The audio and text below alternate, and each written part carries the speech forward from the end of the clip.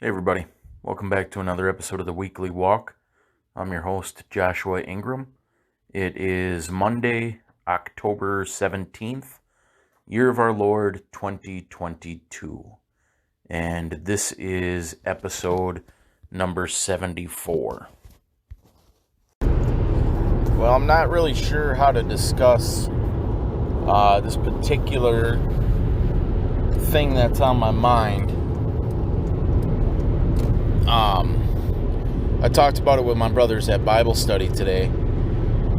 I'm recording this on Saturday, the 15th, on my drive back from the Twin Cities. And so we were talking about this thought that I had, this analogy or this word picture, or I don't really know how to describe it, just this idea that I had. And I really don't know how to frame it. I don't know exactly which theological box it falls into, or what particular doctrine it falls into, or what category it falls into. It's just kind of, I suppose it touches on several different issues. One, is sovereignty. I'm always thinking about the sovereignty of God. It's probably the most predominant characteristic of God or theological concept that is on my heart and mind. It's when I read the scriptures, it's the theme that I see over and over and over again. It's the idea that brings the most joy and contentment and peace and rejoicing and awe, and all these good things. It does my soul well to think about the sovereignty of God in all aspects, and to just, I'm so grateful and worshipful for the sovereignty of God. I love it, and it's what the Lord has revealed to me and shown my heart from the first stages of my salvation until today. It's the topic that dominates my thoughts when I think about God. So sovereignty plays a lot into this. And then I don't recall exactly what caused me to think about this. I was listening to a podcast, but I don't know what they were talking about. I can't remember. But I think I was thinking about I was thinking about good works, and how God is responsible for all good works. Like anything that is truly good and righteous and holy in our lives and in the lives of the lost, anything good that comes forth is all the credit, all the glory goes to God. It was Him that did it in you and through you. And then I was thinking about how that ties into evil acts. And when I say an evil act, I would say anything that is sinful, anything that is not done for the glory of God, anything that's not done in righteousness, and how that whole scenario plays out, because God is sovereign, but God is not the author of sin. Man is responsible for his actions, his choices, so to speak. But behind the scenes, the sovereignty of God is at work. Like His plan is all encompassing. Nothing falls outside of that sovereign hand of God. Nothing happens that He has not counseled and willed and brought forth in various different ways.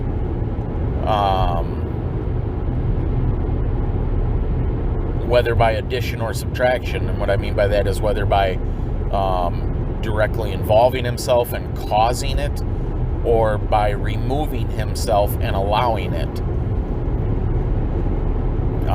In the first case, like I said, for all good things, everything good is him intervening and causing, and all evil is him removing or distancing himself and allowing. And so I was trying to think of like an analogy of this, and like I often think of light and dark, because you hear about that old story of the professor who asked his students in a theological conversation, trying to prove the existence of God. He asked the students, well, does darkness exist? And the students say, well, of course darkness exists. We experience it. We see it. Every night we live it. Darkness is a reality. And the professor pointed out, well, darkness isn't actually a thing in itself. It isn't an, I don't know what the right word is, an entity, or it's not a, it's not a, forgive my vocabulary, but thing is the best thing I can think of. It's not a thing in itself. Darkness is actually just the absence of light. Light is the actual energy or source or thing. And when light is removed, the natural consequence, the natural ebb and flow, the natural cause and effect is darkness. So light is the actual thing. The removal of light leaves darkness. So darkness is not a thing in itself. It's the absence of a thing. And the same thing with cold and heat. Cold isn't a thing in itself. It's the removal of heat. It's the absence of heat. And so evil in that scenario there is the absence of good. Evil is the absence, and all good things come down from the Father of lights. The scriptures tell us God is the source of all goodness. In the same way that the sun is the source of light, and the sun is the source of heat. The sun is the source of goodness. And so when God is removed from a situation, when he removes himself or backs off, the cause and effect, the natural effect of his removal leaves evil behind. Evil is the natural consequence of the removal of God, the removal of goodness. And so the analogy I was thinking of is like a flower. And let's say, and this isn't scientifically accurate, this is just an analogy, but let's say that a flower only blooms and grows in the presence of light. As soon as light is removed, it withers and fades. And so, and if we equate the blooming and growth to goodness, and the withering and fading to evil, then we get an idea of what I'm talking about. We get an idea of this word picture that light causes. Light is the cause of the goodness. The light, without the light, it cannot. Its natural disposition without light, its natural state is to wither and fade. That is what will happen in the absence of light. And so light must choose to present itself. Light must be present. It must come into the flower's life. It must present itself to the flower in order for there to be good, in order for there to be growth and blooming. And so as light comes and goes, we get an ebb and flow of the flower. We get blooming and then withering, and blooming and withering, and growth and decay, and growth and decay. And so it is with all of humanity.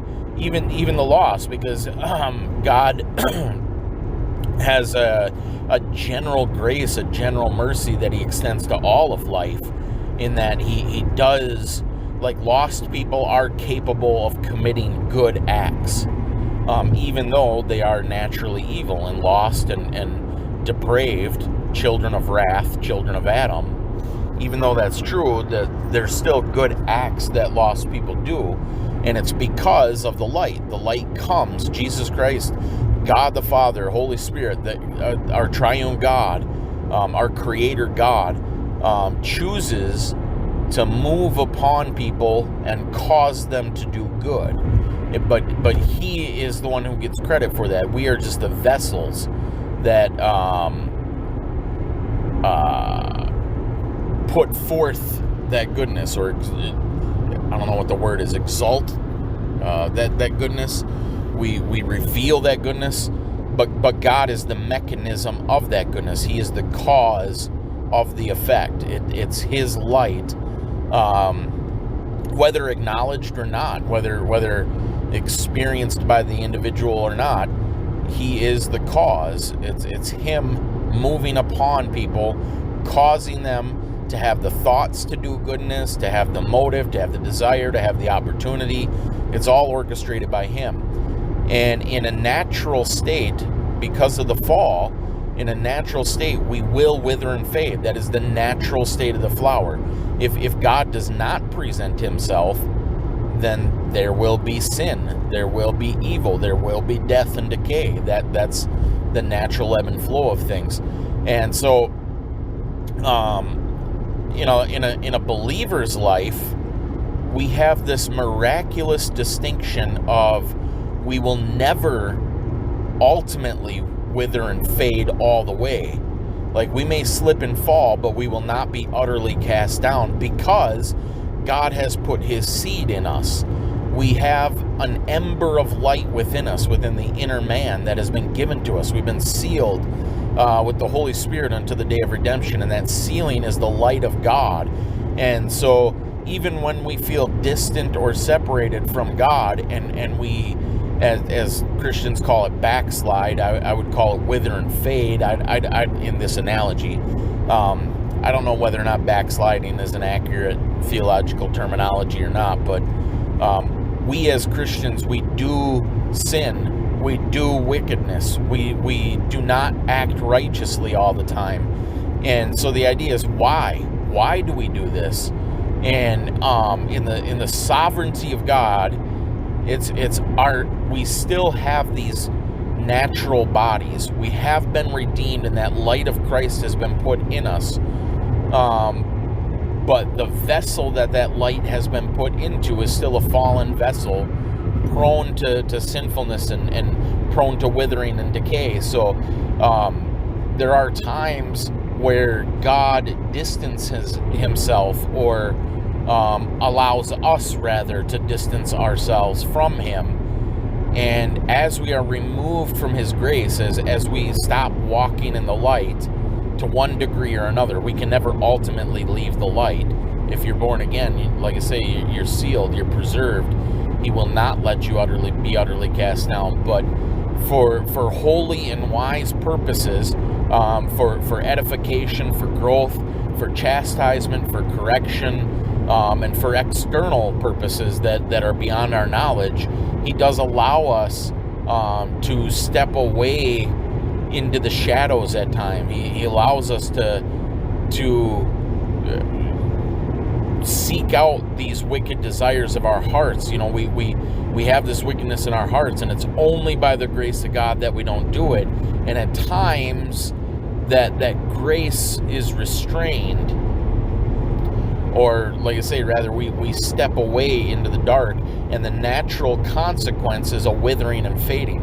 The natural consequence is that we do sinful actions, we do wicked things. And like I say, we have God's promise that all things work together for good.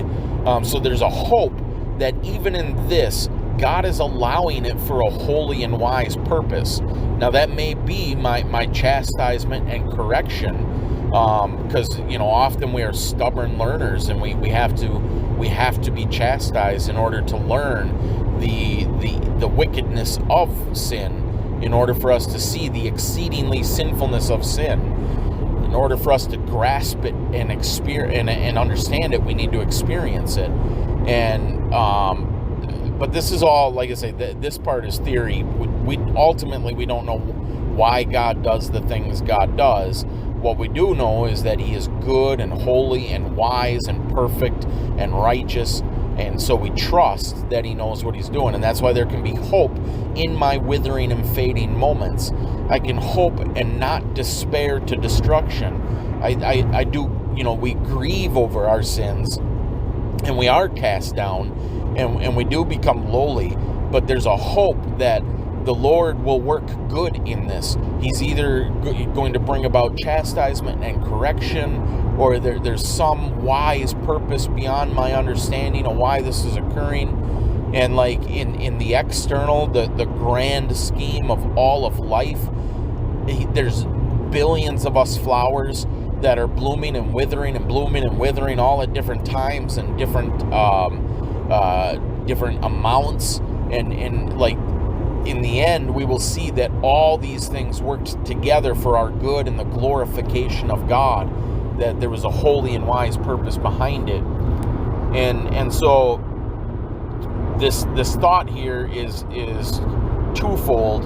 One, it properly gives God all due credit, all the credit, every single good thing we do. If it is truly good, often even our best deeds are tainted in sin. But any good that comes out of us, any good word, any good thought, any good action is credited to Him. The light has caused that. The light of God has moved upon us and caused us to think those thoughts, or caused us to have those desires, or caused us to say those things, or caused us to do those actions. It is Him. He gets the credit. He gets the glory.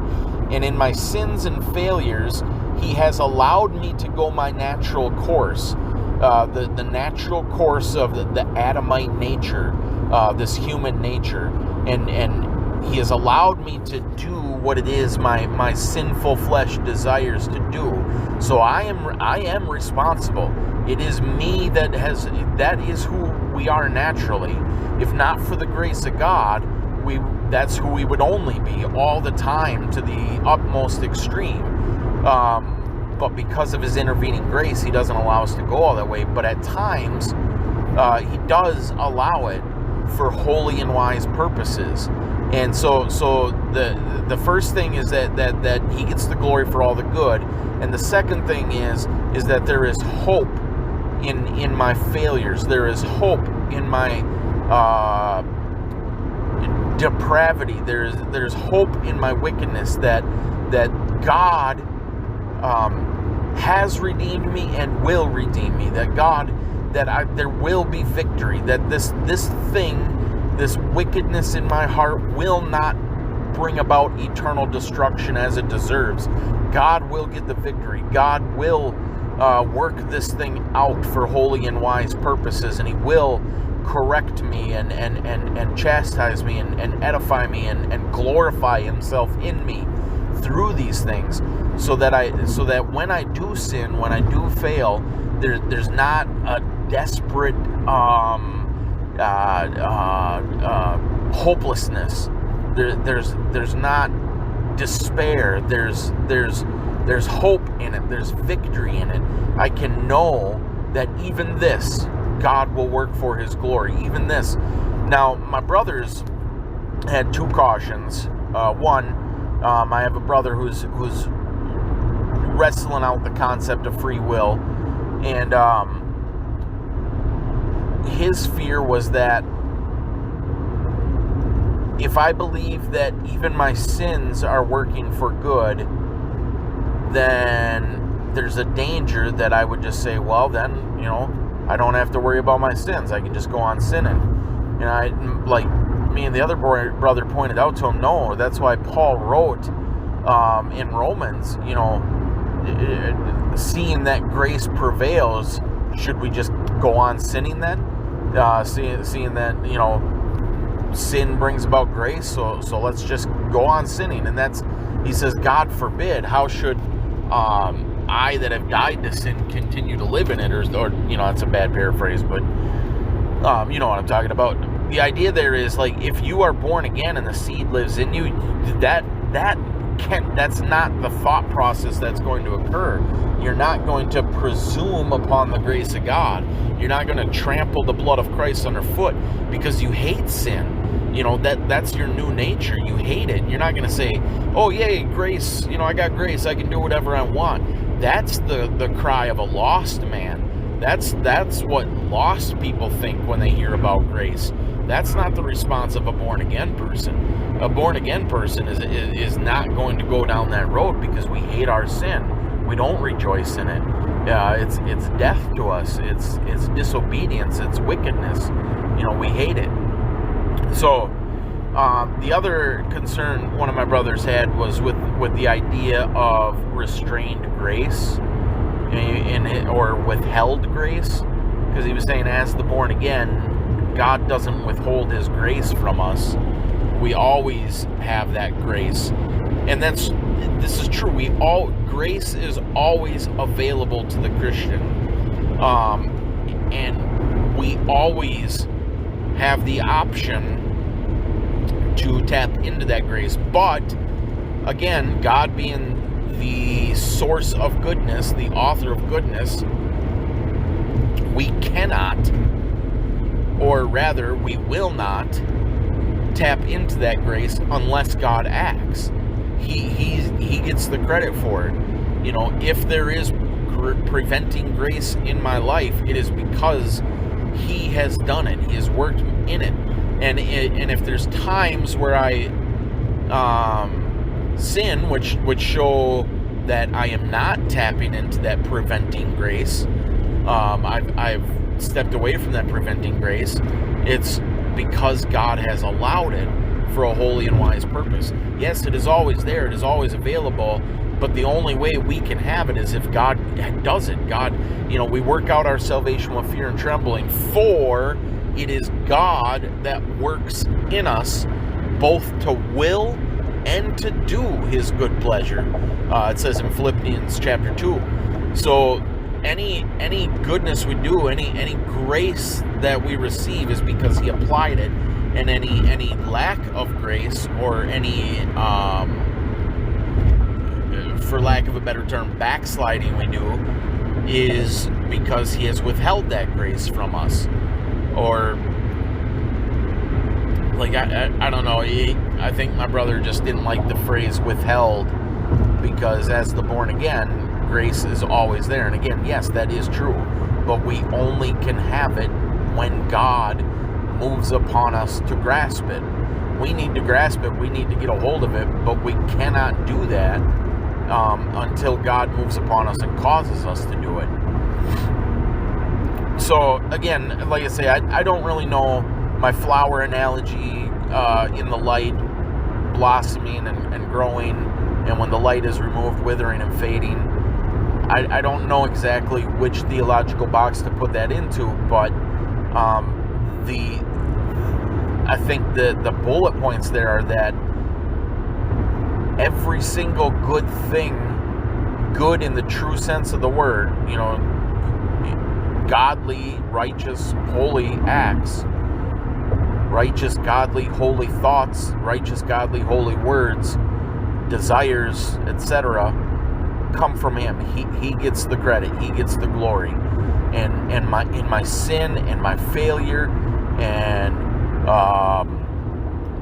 my wicked nature, this wicked heart that remains, there is a great hope and victory in the idea that God knows what he's doing, and he allowed this for a purpose. He allowed this for a reason. That doesn't mean that I can go and say, oh yeah, then I can just keep on sinning. No, that's not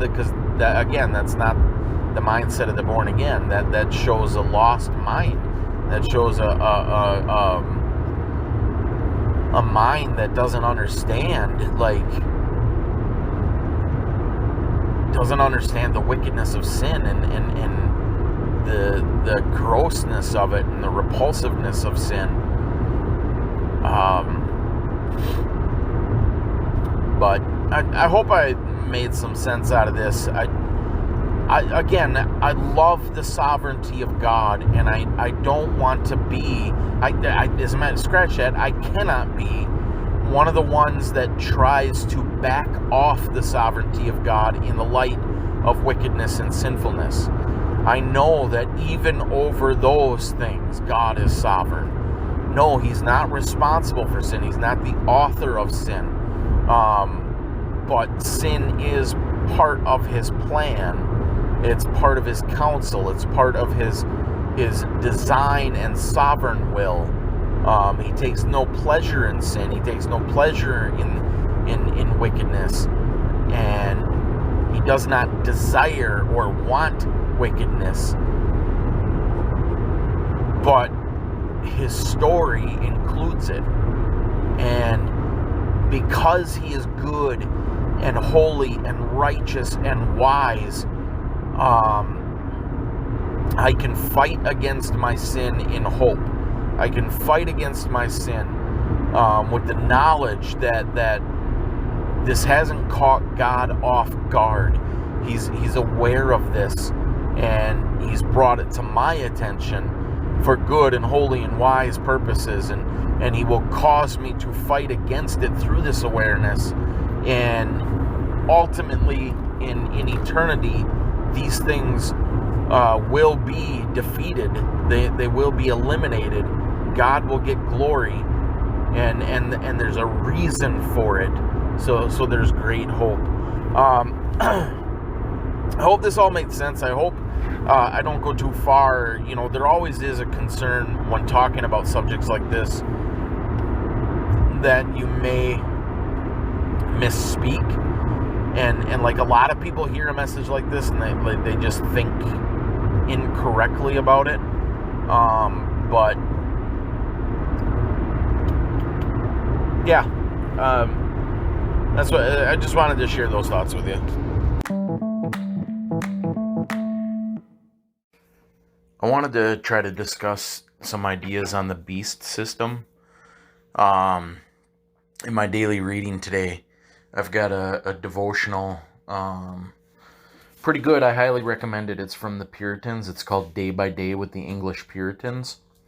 And so what I do is I'll flip it open to the day, October 11th today, and whatever verse is referenced, I'll go read that chapter of the Bible for my morning devotion or my morning reading. And so today it was Revelation 13, which talks about the beast and the mark of the beast. Well, it actually talks about two beasts, one rising from the sea and having 7 heads and 10 horns, and then another one rising from the earth, I believe, having 2 horns like a lamb, but speaking like a dragon. And so there's so many different theories or interpretations of what that means. Like, I mean, if you do any time studying, eschatology, you're going to run into all sorts of ideas about what the Book of Revelation is talking about. Because, to be fair, it is complicated. It is hard to understand. It doesn't necessarily speak in a linear, straightforward fashion. There's symbolism, and it's hard to tell if the events are occurring in sequential order, or if it's really just hard to piece together. And so if you're anything like me, what you end up doing is reading books or commentaries or hearing sermons or opinions on it. And that makes it even more difficult to read because it just clouds your vision instead of coming to the book as a blank slate and just reading it and trying to decipher for yourself what it is that God is saying there. You have all the opinions of men floating through your head. You have all these things that you've heard, and it just makes it really, really complex and difficult. And so with that said, I'm going to complicate things even more by adding my thoughts and my opinions. And I don't know if that's wise or not to do, but forgive me if I'm wrong on this. And I pray that if I am wrong, that it would just go in one ear and out the other, that you just forget about it. Study the word for yourself. If you're born again, you have the Holy Spirit. Just spend much time in the word and pray for discernment, pray for understanding, and then wait on the Lord. Understanding doesn't always come in a day. Sometimes it's a really long time. In my case, it's been 20 years, and I still don't have a clue about some scriptures. I don't know what it is the Lord's talking about or what it is that he's trying to say. But I wanted to discuss it because I wanted to try to see if I can systematize my thoughts on it. I wanted to see if I can um, coherently state what it is that I'm thinking. And so often just talking something through helps solidify it in my mind. And so, like I say, just take this with a grain of salt. When it comes to end time stuff, you know, especially the book of Revelation, like who knows who is right or if anybody's right. I don't know, because it's written in a, it's not written like normal literature. The Lord gave John visions, and there's things that are written in the spirit. And so it's hard for us to say, like Paul, when he was in the spirit and caught up to the third heaven, he said it's not even lawful for him to speak about what he saw. And there's wisdom there. I think what Paul was saying is that there's no way for me to explain it. Like what I saw is unexplainable. Or like when you read like Ezekiel, when he saw the visions of like heavenly things, he talks about these wheels full of eyes, and it's like he's trying to explain some heavenly spiritual thing in human terms, and it's really hard to do. Um, Now there are some things of eschatology that are clear in scriptures. Like I believe um, people that hold to the pre-trib rapture, I believe that is clearly exposed as false in the scriptures. I believe that Matthew 24 and 1 Thessalonians 4 and 1 Corinthians 15 and Revelation 20 and things like that clearly explain that Christians aren't going anywhere, and the rapture is a simultaneous event with the resurrection of the saints, and that takes place after the tribulation at the return of Jesus Christ. So that, like I say, there are things that are clear about eschatology. I believe Revelation chapter 17, I think, is a very clear chapter.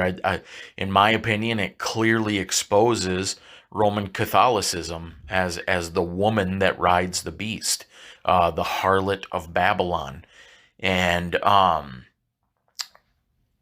but then there's things that are complex. There's things like the man of sin, the great falling away mentioned in I think 1 Thessalonians chapter 5, that aren't clear. It's not really, it's hard to tell who that is or what event is being spoken of with the great falling away, or when it comes to this in Revelation 13, the beast. What is that? Who is that? Or what is that? And so I just wanted to share my thoughts on it. I believe, and again, this is something that I don't know if this was implanted in me by someone else, by some human's understanding of it, but I believe there's a connection between the book of Daniel and Revelation. I think a lot of the same, Daniel had visions as well, and a lot of the same symbology is used in the book of Revelation. I think John and Daniel saw some of the same things, or at least some of the same types, some of the same symbols. And one of those is the beasts, because in Daniel, Daniel had a vision. So Daniel was written during the Jews' capture in Babylon, whatever time frame that was, 500 BC or whatever, during the reign of Nebuchadnezzar, and Daniel had a vision of four beasts, and he saw one of the beasts. I forget what the first one was. What the heck was the first one? Was it a lion?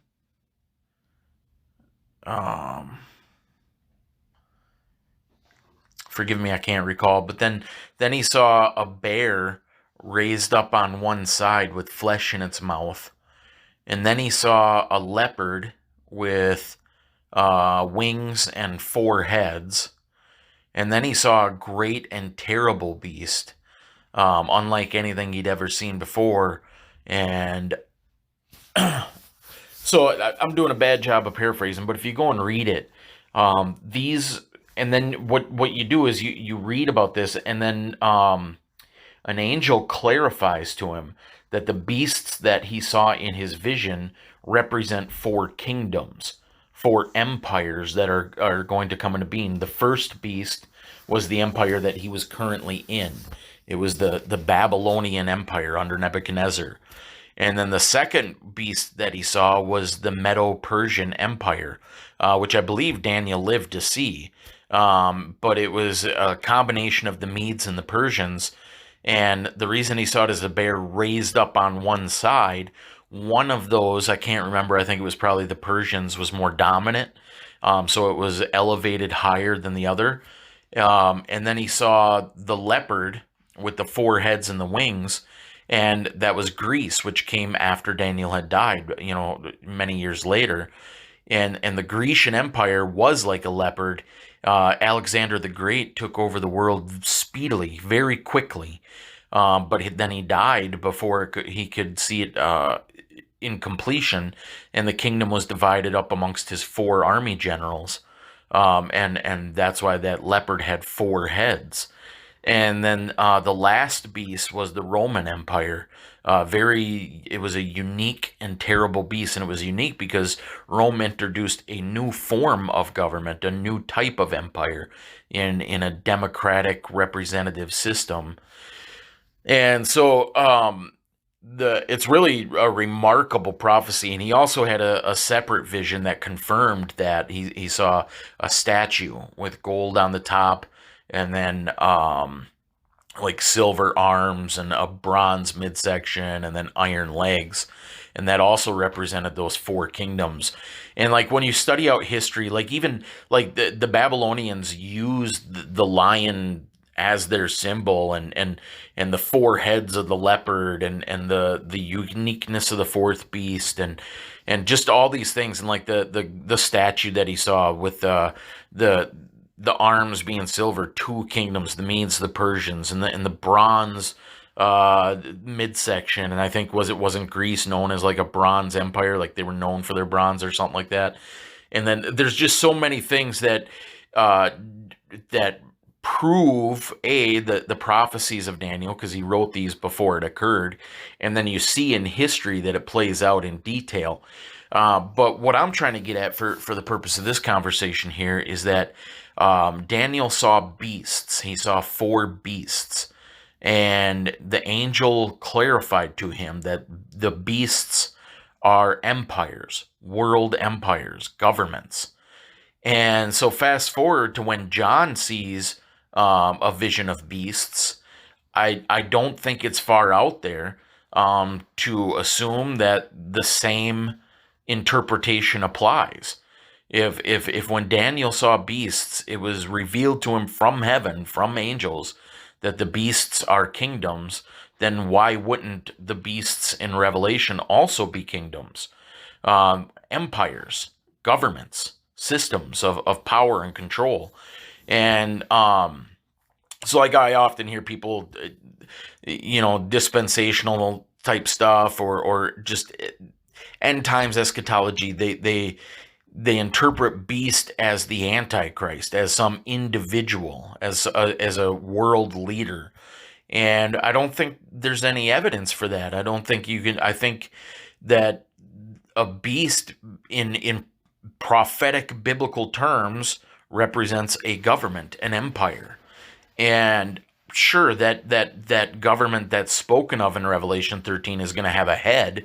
There's going to be a statesman, a spokesman for that system that could very well be, Satan in the flesh. But the beast itself, I believe, is an empire. It's a government. It's a system. And Revelation 13 talks about how the whole world will follow after the beast, that he'll have power over every tribe, tongue, and nation, except for those that are written in the Lamb's Book of Life, the born-again believers. And so I believe that Revelation 13 is explaining, defining a worldwide kingdom, a new world order. And it just so happens that is what our politicians are pushing for nowadays. World leaders and kings and monarchs and uh, people in authority and power often speak about a new world order. A lot of conspiracy information points to the fact that World War II was designed to bring about the New World Order. They used World War II as a justification for forming the United Nations, and the United Nations is a blueprint for a world government. And there's all sorts of talks when you read some of these high level authoritarians. Their goal, their design is a world empire. That's what they want. They want to get rid of national sovereign states, and they want a worldwide government. And like I say, that the design for that is already in place, not only through the UN, but through like the banking system, the IMF and the World Bank and whatever, pretty much have all nations under their control. And if you think back to like when we went to war in the Middle East, like President Bush was getting permission from the United Nations. And there's talk about like right now with the Russia-Ukraine conflict, with NATO, which is another form of world government. So we have we have world politicians right now pushing for a new world order, for a one world government. And it just so happens that Revelation talks about this beast system being a new world order, being a one world government. Now, a lot of the symbology there, I don't know what it necessarily means. It has 7 heads and 10 horns. Could that be the 7 continents and 10 regional rulers? I don't know. If you look in, like when you start studying, so if you hear a politician say New World Order, like Bush and Cheney and Rumsfeld and I believe Obama used the phrase and Clinton used the phrase, and all these politicians calling for this Kissinger and Brzezinski and all those the foreign politicians outside of America also calling for it. It ought to raise a flag, and you ought to go, okay, when they say New World Order, what are they talking about? What is it they're referring to? And when you study what they've actually said and what their think tanks put out, such as like the Council on Foreign Relations or the Trilateral Commission or the Bilderberg Group, their stated goals are one world government. They want an all-powerful centralized government with the rule and reign over the entire world. And so that just so happens to fit in with the way I'm interpreting Revelation 13. And so you have, we are living at a time where this beast system, if in fact the beast is a government, is an authority that has rule over all tribes, tongues, and nations, if that is in fact the way to interpret Revelation 13, then we're living at a time where they're trying to set that up, where we're living at a time where the possibility exists. And then you read about the mark of the beast that is in people's hands or foreheads, and without which they won't be able to buy or sell. When you look into that, you see, okay, so they want to implant something in people that's tied to banking. It's tied to finance. With whatever this implantable thing is, that's how you'll do your trading and bartering. That's how you'll do your buying and selling. And it just so happens that these same people, that the same banking institutions, the same world rulers, and authoritarians and think tanks and political groups, the same ones that want this new world order system also want implantable microchips to do all the banking. They want they want an electronic digital banking system, so that they can have direct control over it. We've seen that recently in China with the credit scores, how you're issued a credit score, and they can turn off your banking. So we've even seen it in America. We've seen like PayPal and whatnot shut people out for their political views. So they're using this mark of the beast system, or they're setting it up so that they can have direct control. And that if you don't worship the beast, if you don't worship this world system, if you don't submit to this world system, and you don't take that mark of the beast, you'll be cut off from the financial sector. You will not be able to buy or sell. You won't be able to have a bank account. You won't be able to rent. You won't be able to own a home. You won't be able to have a car. You won't be able to buy gas. You won't be able to get groceries. That's their goal. And so when I read Revelation 13 and I read about the beast, it automatically makes me think of Daniel and the beasts he saw. It makes me think of empires and governments. And the particular type of beast spoken of in Revelation 13 is a worldwide beast with a mark of allegiance. And then you tie that in with what our world rulers and leaders are doing nowadays, and what their push is for. It lines up. That's what their aim is. That's what their goal is a new world order system. And then Revelation 17, a woman rides the beast. And like I said, I believe Revelation 17 is one of the few parts of Revelation that's crystal clear, that it's referring to the Roman Catholic system. And it is the Roman Catholic system that rides this new world order beast. The rider is the one who controls, directs, guides. It is the Roman Catholic system, Popery and the Jesuits and that organization. It's them that is in control of this new world order. It's them that is steering and directing and guiding and setting up this new world order system. They're the head of it. They're the ones riding the beast. So yeah, and like I say, study this on your own. I apologize. It's almost impossible to talk about your own ideas and theories without tainting someone else. Because it's like I learned a long time ago that once you hear a theory, even if you reject it, it's still going to ring in your ears. You're still going to have that in the back of your head when you try to figure it out for yourself. So if I'm wrong, may God forgive me, because teachers are held to a higher standard. We'll be held accountable for what we teach. And if I'm wrong, if I'm leading people astray, I'm sorry about that. And but I as best as I can figure it out, I think that's what's being referred to in Revelation chapter 13 with the beast system. It's not talking about Antichrist. The Antichrist is a spirit. And the scriptures say, you have heard that there's coming an Antichrist, and there's already Antichrists among you. Antichrists is just opposition to Christ or in place of Christ. The word anti can mean in place of or substitute of. So it's a substitute Christ, a false Christ. And I don't think that's what Revelation 13 is talking about. Like I say, there may be a president of this New World Order system, or an emperor, or a ruler, a dictator, some federal head as the representative of this system, and that person may or may not be in possessed by Satan, may or may not be the so-called Antichrist.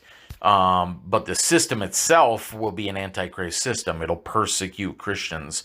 Revelation 13 talks about that. They make war with the saints. This beast system is going to be a persecutor of Christianity. And so it is an Antichrist system, and its ruler and leader will definitely be an Antichrist. The Antichrist, I don't know what that is or what that means. I think it was John that talked about that in like 1 John. But Revelation doesn't mention Antichrist. It just mentions this beast system and a woman riding the beast. And so that's my thoughts on that.